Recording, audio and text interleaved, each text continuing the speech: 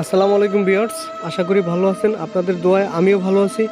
আজকে আমি খুবই পাওয়ারফুল এবং কার্যকারী একটি মন্ত্র আপনাদের মাঝে নিয়ে আসলাম। মন্ত্রটি হলো, যে কোনো নারীকে আপনি কাছে এনে যৌন মিলন করতে পারবেন, অর্থাৎ অন্যের বউকে, অন্যের স্ত্রীকে আপনি কাছে এনে যৌন মিলন করতে পারবেন, তাকে ভোগ করতে পারবেন। অনেক পুরুষ আছে, দেখা যায় নারীর সাথে সম্পর্ক করেন, তা নারী লোভ লালসা দেখায়, পরে আর কথাও শুনে না, কাজেও আর কি কিছু করে না। তাই তাদেরকে সাহায্য করতে অনেকে আছে, মনে করেন টাকা পয়সা খাইয়া আর কথা শুনে না, ফোন ধরে না। তাই তাদেরকে সাহায্য করার জন্য আজকের ভিডিওটা, ঠিক আছে।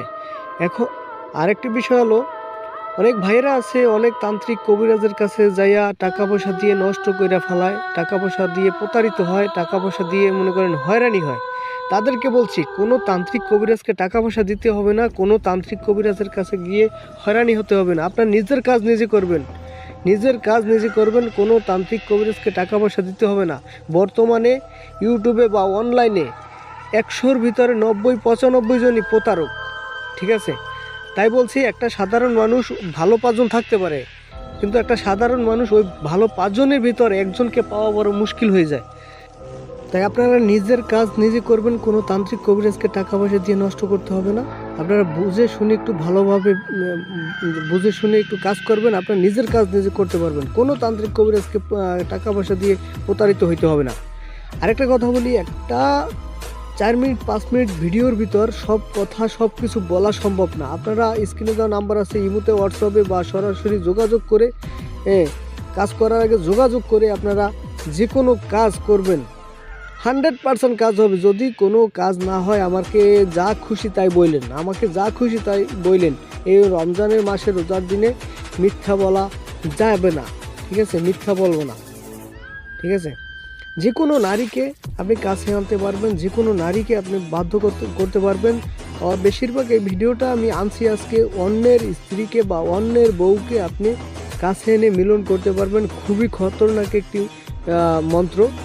আবার অনেকে ইউটিউবে আমি প্রথম যে মন্ত্র এবং নিয়ম সহকারে আমি আপনাদের মাঝে তুলে ধরি। অন্যান্য চ্যানেল আছে, অন্যান্য ভিডিও আছে, দেখবেন মন্ত্র দিলে নিয়ম দেয় না, আবার ভুলভাল নিয়ম দেয়, মন্ত্রের ভিতরে ভুল থাকে। যাই হোক, আমি অত কথা বাড়াবো না। আপনারা স্ক্রিনে মন্ত্রটা দেখতেই পারছেন। এই মন্ত্রটার আমি বলে দেবো না, কারণ আমার সিদ্ধি করা, আমার স্বয়ং সিদ্ধি করা, এই জন্য বলা যাবে না।